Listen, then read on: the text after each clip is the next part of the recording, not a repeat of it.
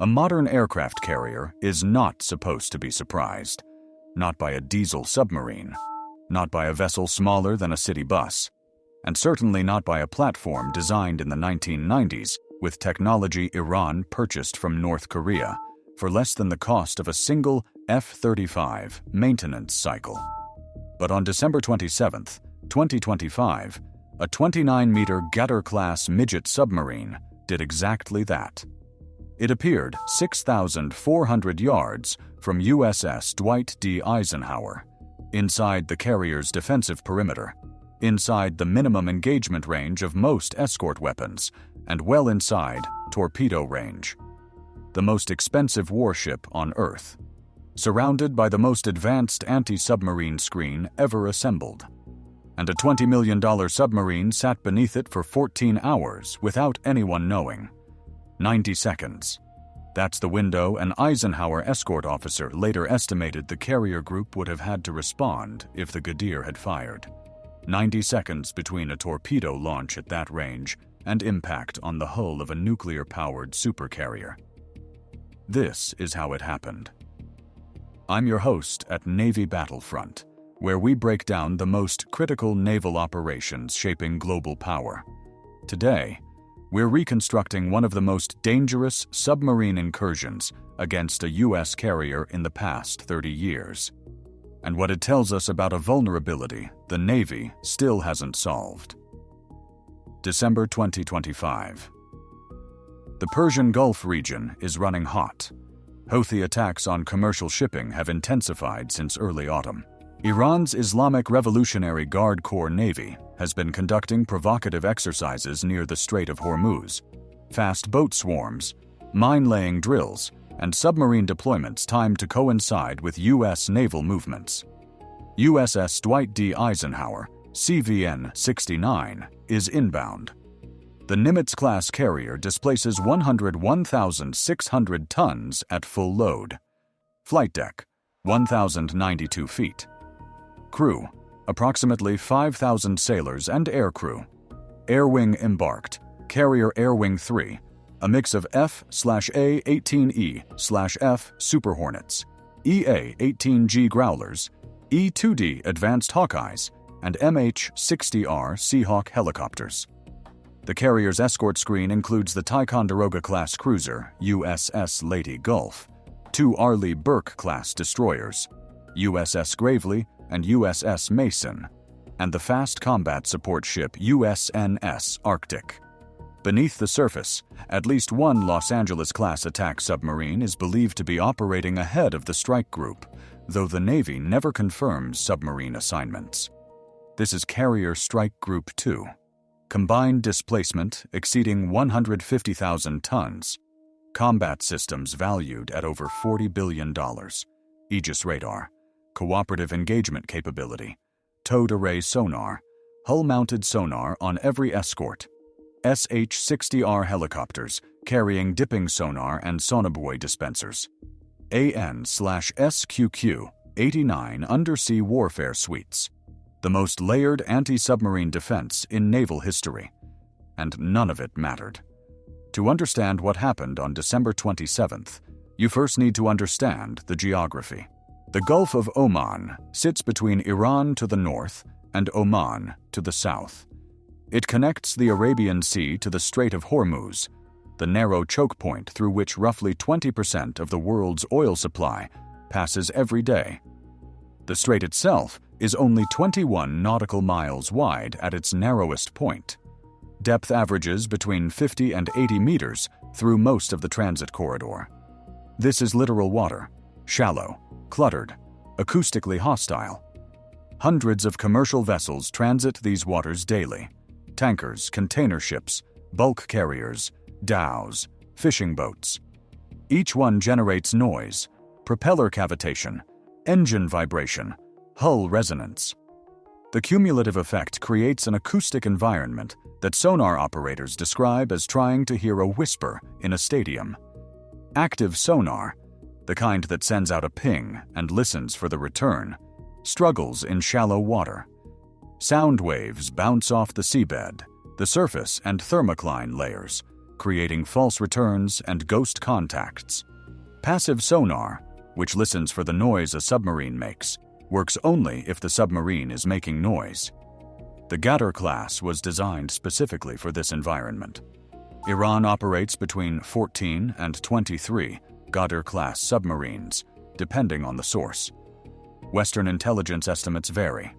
The exact number is classified by Iran, and several hulls may be in various stages of refit or construction at any given time. What is known? They are small. Displacement is approximately 120 tons submerged. Length, 29 meters. Crew, typically between 7 and 9. Maximum speed submerged, roughly 11 knots. Diving depth, estimated at 200 meters, though this has never been confirmed independently. Armament, 2 533mm torpedo tubes, capable of firing Iranian-manufactured heavyweight torpedoes, likely variants of the Russian Test 71 or Chinese U-3. Range on those weapons at attack speed, approximately 15 kilometers. Time to impact at 6,400 yards, roughly 5,800 meters, at 40 knots torpedo speed, just over 2.5 minutes. But the Ghadir's real weapon isn't its torpedoes, it's silence. When a Ghadir shuts down its electric motors and rests on the seabed, it produces almost zero acoustic signature. No machinery noise, no flow noise, no propeller cavitation. It becomes, in sonar terms, a rock. A 29-meter rock sitting on a seabed already littered with geological formations, sunken debris, and acoustic clutter that makes bottom-mapping sonar unreliable in shallow littoral zones. This is what the U.S. Navy calls a diesel-electric submarine operating in its quiet regime. And it is, by a significant margin, the hardest target in undersea warfare. December 26, 2025. 14:32 local time. Carrier Strike Group 2 is transiting the Gulf of Oman, heading northwest toward its forward operating station. Speed of advance, 18 knots. Formation, standard ASW screen, with escorts positioned in a ring, roughly 8 to 12 nautical miles from the carrier.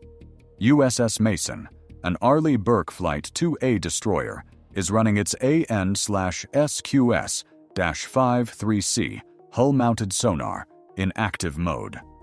The sonar dome beneath Mason's bow is pumping pulses into the water at regular intervals. Each pulse travels outward, strikes objects in its path, and returns. The system's processors analyze the returns, filtering out bottom bounce, surface reflections, and biologics. Marine life that can look like a submarine on a sonar display. At 14:47, Mason's sonar operator flags a contact. Bearing 035 relative. Range, approximately 11,000 yards from the destroyer, roughly 19,000 yards from Eisenhower. The return is weak, intermittent, and inconsistent with known submarine profiles. The operator classifies it as a possible submarine. Designator, Goblin 1.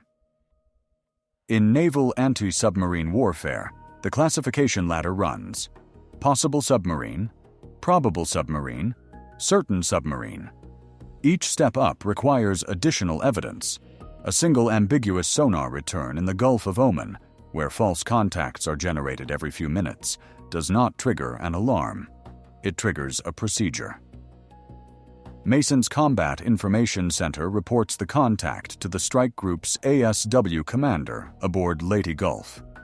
The recommendation: deploy a helicopter with Sonobuoys to prosecute the contact. The request is approved. At 15:08, an MH-60R Seahawk lifts off from Eisenhower's flight deck. Call sign: Warbird 601. The helicopter carries a loadout of DFAR Sonobuoys, directional frequency analysis and recording buoys, and an AQS-22 airborne low-frequency sonar dipping set. Warbird 601 arrives over the contact area at 15:22. The crew begins deploying a sonobuoy pattern. a standard barrier of passive listening devices dropped in a line perpendicular to the contact's estimated bearing. Each buoy descends to a preset depth, deploys a hydrophone, and begins transmitting audio data back to the helicopter via radio link. The result? Nothing. No machinery noise, no transient sounds, no tonals consistent with a submarine power plant. The passive buoys detect commercial shipping noise, biologics, and ambient ocean sound, but no submarine. At 1541, Warbird 601 deploys its dipping sonar. The AQS-22 is an active system. It sends a pulse down into the water column and listens for returns. It is more precise than a ship's hull-mounted sonar, but has a limited search area. The helicopter hovers, lowering the transducer on its cable. 3 dips, 3 positions, 3 sets of returns dominated by bottom clutter and reverberation from the shallow seabed. At 16:03, Warbird 601 reports to the ASW commander. Contact area prosecuted. No submarine contact reacquired. Classification downgraded from possible submarine to non-sub, likely bottom feature or biologic. The helicopter returns to Eisenhower. The contact is logged, filed, forgotten. This was the first error, not a failure of technology, a failure of persistence. According to sources familiar with the after-action review, the helicopter prosecuted the contact for only 41 minutes. Standard doctrine for a possible submarine contact in a high-threat transit zone calls for a minimum prosecution time of 90 minutes, with multiple Sonobuoy reseeds if the initial pattern produces no results. The abbreviated search was attributed to competing demands. Warbird 601 was the only ASW helicopter airborne at the time, and a second possible contact had been flagged further along the strike group's track. The crew made a judgment call. They chose to split their time between 2 contacts, rather than fully prosecute either one. Beneath them, on the seabed at a depth of approximately 62 meters, the Ghadir sat motionless. Batteries on minimal draw, crew at ultra-quiet stations, no movement, no machinery, no sound, waiting. What no one in Carrier Strike Group 2 knew, what no one could have known from the information available at the time, was that the Ghadir had been in position for at least 36 hours before the carrier group arrived. Post-incident intelligence analysis, drawing on signals intercepts and satellite imagery, reconstructed the submarine's probable timeline. The Ghadir departed its base at Bandar Abbas on or around December 23rd. It transited south through the Strait of Hormuz during a period of heavy commercial traffic, likely using the noise of nearby tankers to mask its own acoustic signature. Once clear of the strait, it turned east along the Omani coast, running on its diesel engines at snorkel depth during darkness and resting on the bottom during daylight hours. By December 25th, the submarine had reached a position along the most probable track for a carrier strike group entering the Gulf of Oman from the Arabian Sea. Iranian intelligence, whether from shore-based radar, SIGINT collection, or simply monitoring commercial AIS data that reveals gaps where military vessels suppress their transponders, had provided an approximate timeline for Eisenhower's arrival. The Ghadir settled onto the seabed and waited. Its crew of 8 sat in a hull no wider than a subway car. Temperature rising, air quality degrading, no active systems, no communication with shore, complete isolation, complete silence. This is the asymmetric equation that keeps U.S. Navy planners awake at night. A $20 million submarine, a crew of 8, sitting in ambush for days, against a $40 billion strike group with 5,000 sailors, and the submarine only has to get lucky once. December 27th, 2025, 4:17 local time. 14 hours after Warbird 601 downgraded Goblin 1 to a non-sub contact. Something changes. The Ghadir moves. The exact reason remains unknown. The submarine's mission orders are classified within the IRGC Navy's command structure. But analysts who reviewed the incident believed the submarine was executing a pre-planned intelligence collection profile. Wait for the carrier to pass overhead or nearby, then rise to periscope depth to photograph the carrier's flight deck configuration, antenna arrays, and escort disposition. At 4:17, the Ghadir's crew activates the ballast system. Compressed air pushes seawater from the tanks. The submarine lifts off the bottom, slowly, silently, rising at a rate designed to minimize flow noise, perhaps 1 or 2 meters per second. At this moment, Eisenhower is approximately 6,400 yards to the southeast. Carrier Strike Group 2 is in a modified transit formation. USS Gravely is the nearest escort, positioned roughly 9,000 yards to the northeast. Mason is on the opposite side of the formation. Leyte Gulf is ahead of the carrier. No escort vessel has a sonar bearing on the Ghadir's position. The carrier itself does not carry hull-mounted sonar. It relies entirely on its escorts and helicopters for undersea defense. At 4:19, the Ghadir reaches periscope depth. The commanding officer raises the periscope, a thin mast that barely breaks the surface. In the pre-dawn darkness of the Gulf of Oman, it is virtually invisible to radar and completely invisible to the naked eye. Through the periscope, the carrier is enormous. At 6,400 yards, approximately 3.2 nautical miles, the Eisenhower's flight deck fills the optic. Aircraft are visible on deck. The island superstructure, running lights, the distinctive profile of a Nimitz-class carrier, unmistakable even in low light. The periscope contains a camera. Footage is being recorded. Simultaneously, the submarine's ESM mast, electronic support measures, is raised alongside the periscope. This antenna passively collects radar emissions from the carrier group. Frequency, pulse repetition rate, scan pattern. Every radar on every ship in the formation is broadcasting its electronic signature, and the Ghadir is recording all of it. This is intelligence collection at its most brazen. A submarine inside the defensive perimeter of an American carrier, photographing and electronically fingerprinting the entire strike group. The exposure lasts approximately 4 minutes, and here is where the second error occurs. At 4:21, the surface search radar aboard USS Gravely detects a momentary return, bearing 210 relative. The return is small, intermittent, and consistent with either a periscope or a piece of floating debris. In the Gulf of Oman, where fishing flotsam and maritime debris are common, this kind of return is classified as sea clutter dozens of times per watch.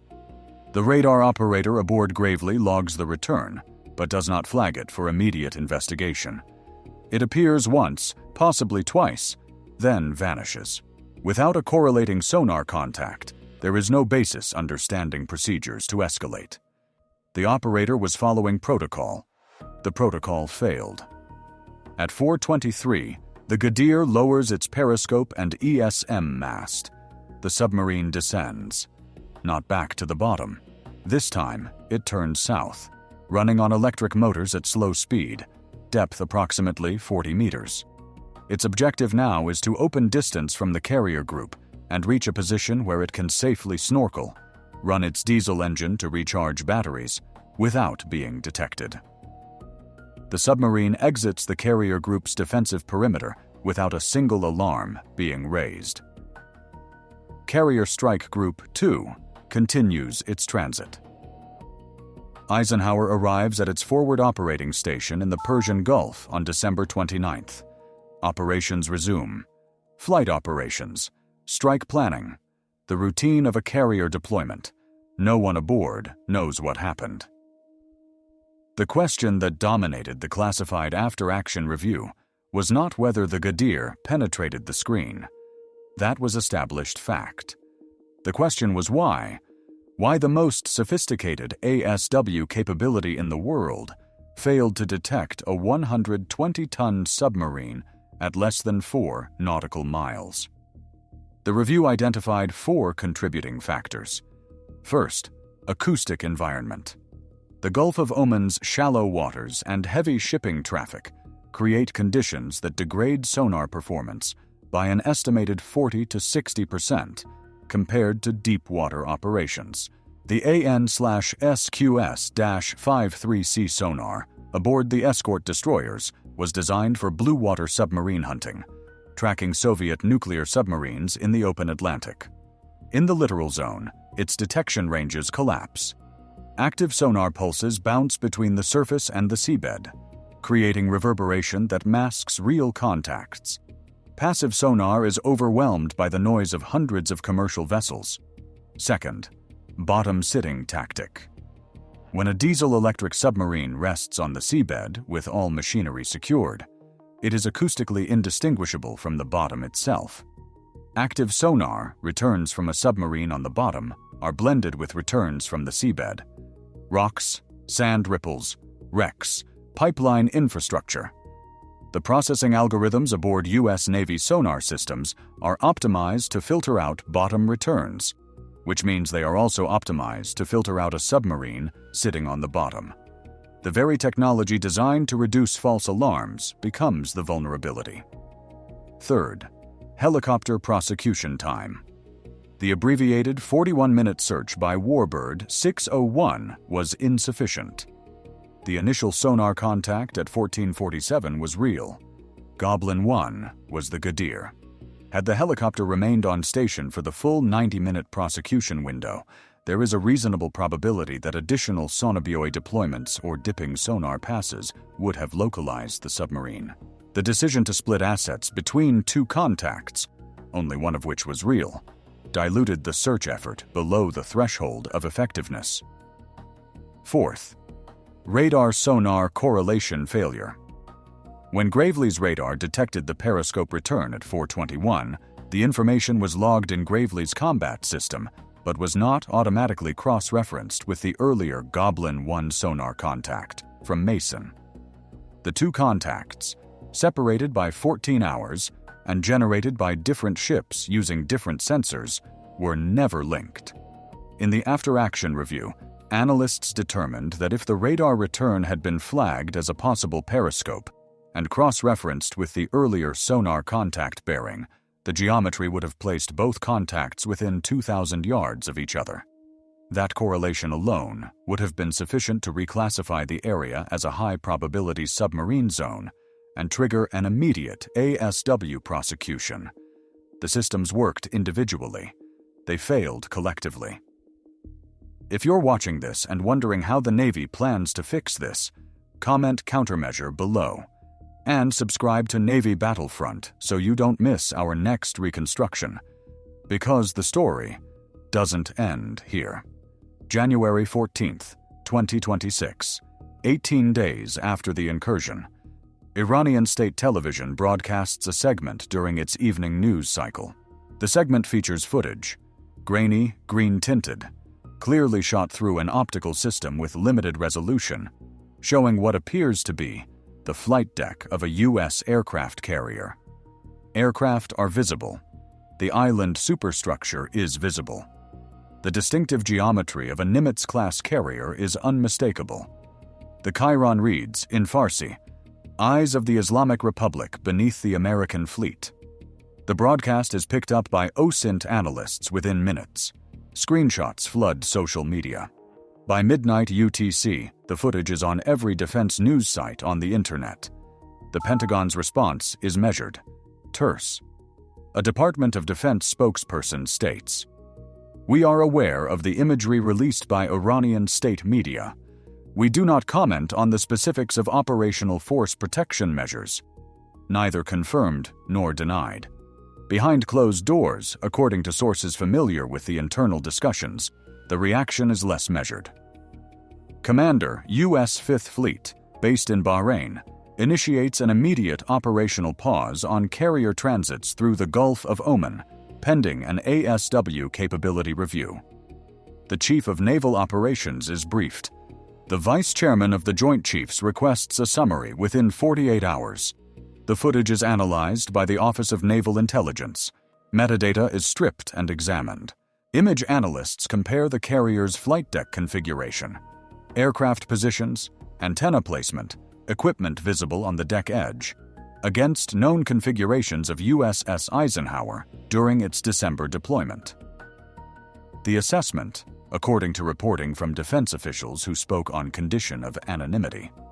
The footage is consistent with Eisenhower's deck configuration on or around December 27, 2025. The angle of the image is consistent with a periscope at a range of 5,000 to 8,000 yards. The time of capture, based on lighting conditions and shadow analysis, is consistent with pre-dawn hours in the Gulf of Oman at that time of year. The footage appears genuine. This creates a problem that extends far beyond one submarine and one carrier. If Iran can position a Ghadir-class submarine inside the defensive screen of a carrier strike group, photograph the carrier, collect electronic intelligence on every radar in the formation, and withdraw undetected, then it can do the same thing with a torpedo in the tube, instead of a camera on the periscope. The Ghadir carries two 533mm torpedoes. At 6,400 yards, the distance recorded during the incursion, a modern heavyweight torpedo running at 40 knots would reach the carrier in approximately 2 minutes and 40 seconds. The carrier's close-in defenses, the Phalanx CYWS, the rolling airframe missile, the evolved Sea Sparrow, are designed to engage incoming missiles and aircraft. They are not effective against a torpedo already in the water. Anti-torpedo torpedoes exist. The U.S. Navy's surface ship torpedo defense system includes the AN/SLQ-25 Nixie-towed decoy and the torpedo warning system. But the effectiveness of these systems against a short-range surprise attack, a torpedo launched from inside the screen with no prior warning, has never been tested in combat. Wargame projections, according to personnel familiar with the results, suggest a successful kill probability against the carrier of between 15 and 35% for a single torpedo shot under these conditions. Those numbers do not sound catastrophic until you consider what a single torpedo hit means. A Nimitz-class carrier has extensive underwater protection, armored bulkheads, void spaces, torpedo defense systems designed to absorb blast effects. A single torpedo strike would likely not sink the carrier, but it could cause flooding in engineering spaces, damage propulsion systems, rupture aviation fuel lines, or disable catapult machinery. Even moderate damage could render the carrier unable to conduct flight operations, which eliminates the entire purpose of having a carrier in theater. A mission-killed carrier, forced to withdraw for repairs at a cost of hundreds of millions of dollars, with 5,000 sailors potentially at risk. From a $20 million submarine with 8 men aboard. February 2026. The consequences begin to cascade. The House Armed Services Committee requests a classified briefing from the Chief of Naval Operations on Carrier Strike Group ASW capabilities in littoral environments. The briefing, held on February 11th, lasts 4 hours. Members emerge with pointed questions for the press. Congressman David Torres of California, the ranking member of the Sea Power and Projection Forces Subcommittee, issues a statement. If a 30-year-old diesel submarine can penetrate a carrier's defenses in the Persian Gulf, we need to have a serious conversation about whether we are investing in the right capabilities. The Navy's response comes in 2 forms. Operationally, Commander 5th Fleet issues new standing orders for carrier transits through the Gulf of Oman and the Strait of Hormuz. All future transits will include a minimum of 2 dedicated ASW helicopters airborne continuously, double the previous standard. Escort destroyers will deploy towed array sonar in addition to hull-mounted systems during littoral transits, and a P-8A Poseidon maritime patrol aircraft will provide advanced screening of the transit corridor at least 12 hours before the carrier enters the area. These measures address the tactical problem. They do not address the strategic one. The strategic problem is this. The United States operates 11 carrier strike groups. Each one costs between $40 and $50 billion when you include the air wing, escorts, and support vessels. The entire U.S. defense strategy in the Middle East, the Western Pacific, and the European theater depends on the ability to project power through these carrier groups. If a $20 million submarine, or 50 of them, which is within Iran's production capacity over the next decade, can credibly threaten that projection, the cost-exchange ratio inverts.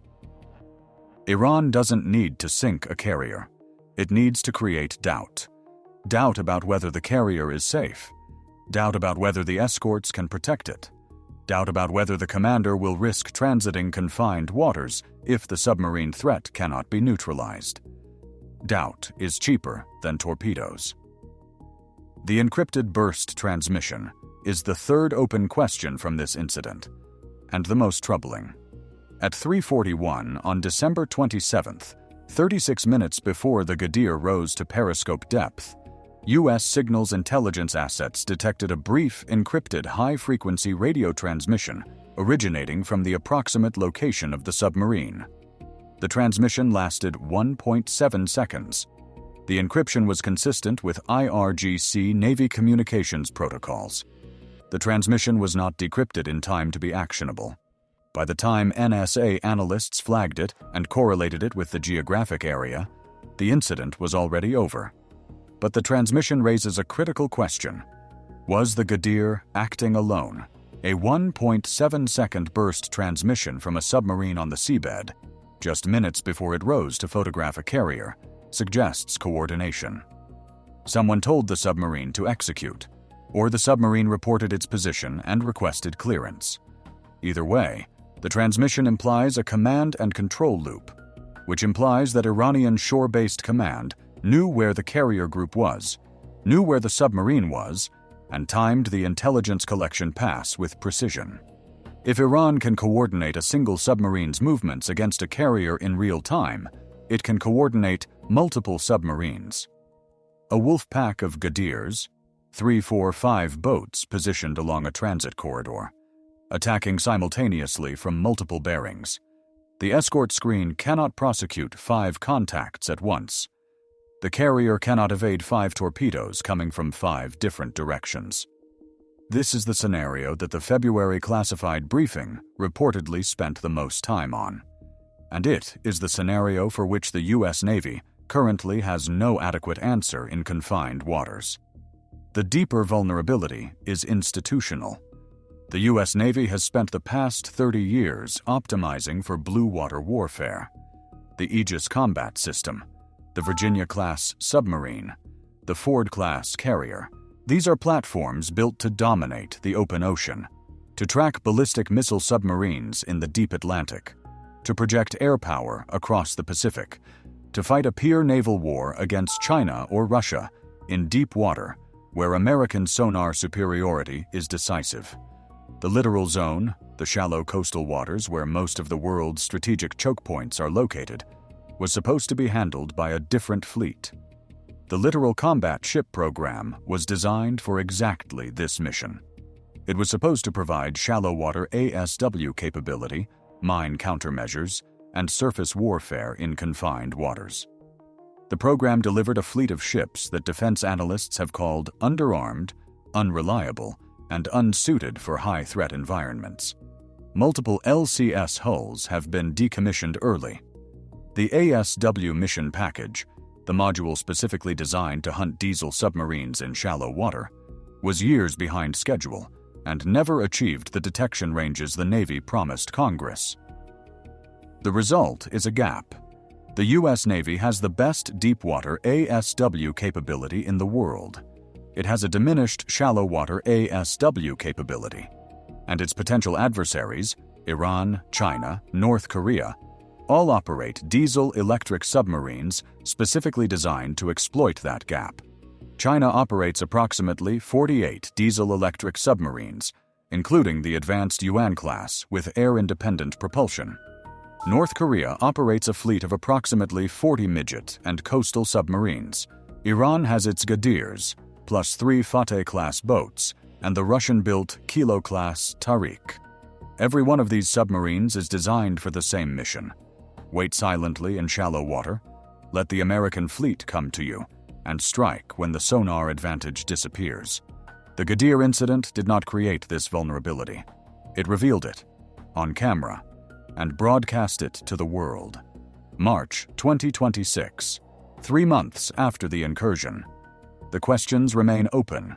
The Navy has implemented its tactical fixes: more helicopters, more Sonobuoys, more patrol aircraft. These are band-aids on a structural wound. The fundamental problem, that a nuclear-powered supercarrier becomes vulnerable in the very waters where it is most needed, has not been solved.